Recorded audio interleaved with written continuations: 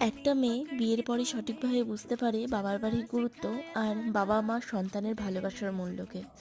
আমরা মেয়েরা অধীর আগ্রহে অপেক্ষা করতে থাকি যে কখন বাবার বাড়িতে যাব। আসলে জন্ম থেকে যে বাড়িতে বেড়ে ওঠা, যে পরিবেশে বড় হওয়া, একদিন সেগুলো পর হয়ে যায়। আত্মীয়ের মতো দুদিন আসা আর যাওয়া। আমার দিদিরা বিয়ের পর বছরে ওই 1 থেকে 2 বার আসে, আর মা বাবাও একবার যাওয়ার সুযোগ হয়। বয়সও তো হচ্ছে। আর এই যে আমি মাঝে মাঝে যাওয়া আসা করি, চেষ্টা করি অন্তত একবার মাসে বাড়িতে যাওয়ার। বাবা মাও তেমনি অপেক্ষা করতে থাকে।